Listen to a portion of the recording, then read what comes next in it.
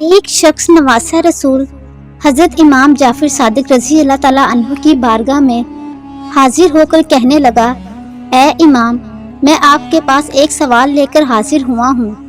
حضرت امام جعفر صادق رضی اللہ تعالیٰ عنہ نے فرمایا کہ پوچھو، کیا پوچھنا چاہتے ہو؟ اس شخص نے عرض کی، امام صاحب مجھے یہ بتائیے گا کہ الو ہمیشہ پریشان کیوں رہتا ہے؟ یہ ہمیشہ ویران جگہ پر رہنا ہی کیوں پسند کرتا ہے؟ امام صاحب نے جواب دیا کہ الو ہمیشہ ایسا نہیں تھا، پہلے یہ ویران جگہوں پر نہیں رہتا تھا اور نہ ہی یہ اداس رہتا تھا۔ یہ پرندہ آقا دو جہاں حضرت محمد صلی اللہ علیہ وآلہ وسلم کی آل سے محبت کرنے والا پرندہ تھا۔ جب سے کربلا کا واقعہ پیش آیا ہے، تب سے اس پرندے نے ویران جگہوں پر رہنا شروع کیا ہے۔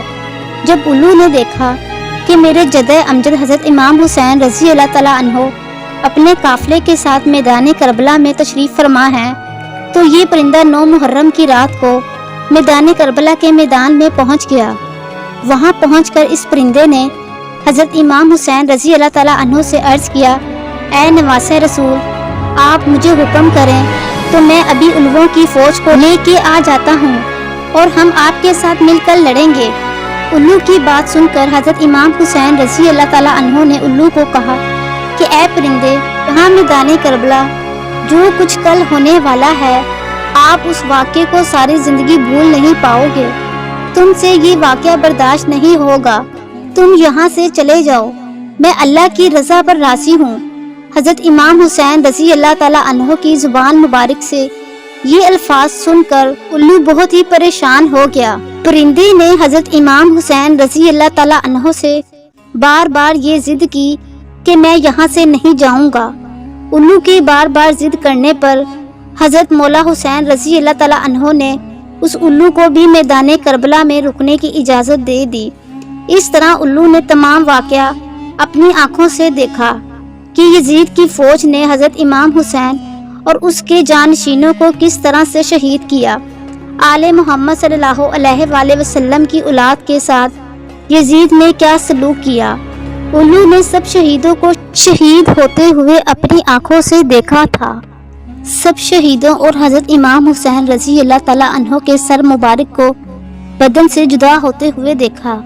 حضرت محمد صلی اللہ علیہ وآلہ وسلم کی آل پر یزیدی فوج کا ظلم اپنی آنکھوں سے دیکھا تھا، کس طرح سے امام حسین رضی اللہ تعالیٰ عنہ کے سر مبارک کو بدن سے جدا کیا، کس طرح سے انہوں نے امام حسین رضی اللہ تعالیٰ عنہ کے جسم مبارک کو اذیتیں دی۔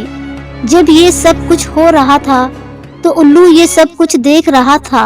یہ سب واقعہ دیکھنے کے بعد الو کے دل و دماغ پر انسانوں کے لیے نفرت پیدا ہو گئی۔ الو نے یہ واقعہ آ کر اپنے تمام خاندان کو سنایا۔ اس دن کے بعد الو کے دل میں انسانوں کے لیے نفرت کے سوا کچھ نہ رہا۔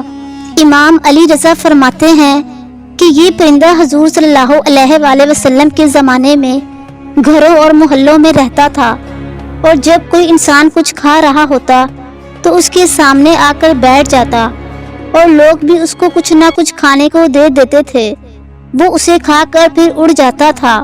لیکن جب حضرت امام حسین رضی اللہ تعالیٰ عنہ شہید ہوئے تو اس نے آبادیوں کو چھوڑ کر ویرانوں، پہاڑوں اور صحراؤں کو بسا لیا اور کہنے لگا، تم بدترین قوم ہو کیونکہ تم نے اپنے نبی کے فرزند کو شہید کر دیا، مجھے اب تم پر بھروسہ نہیں ہے۔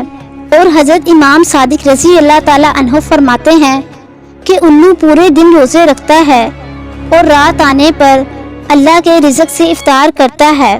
سبحان اللہ۔ آج کل لوگوں کا یہ خیال ہے کہ اگر ہمارے گھر کے آس پاس بھی الو بول دے تو ہم پر کوئی نہ کوئی مصیبت آ جائے گی۔ اگر الو کسی کے چھت پر بولے تو اس کے ڈر سے اپنا گھر بار ہی چھوڑ دیتے ہیں کہ ہمارے گھر کے اوپر الو آ کر بیٹھ گیا ہے، ہمارے گھر کو کوئی آفت آ گرے گی۔ ناظرین، الو کو منحوس کہنا جاہلانہ سوچ ہے۔ الو کے بولنے سے نہ تو آپ کے گھر میں کوئی آفت آتی ہے اور نہ ہی کوئی پریشانی آتی ہے، یہ تو بیچارہ معصوم سا جانور ہے، اس کے بولنے یا نہ بولنے سے انسانی زندگی پر کوئی فرق نہیں پڑتا۔ اس لیے ناظرین، جاہلانہ سوچ سے ہمیشہ بچ کر رہیں۔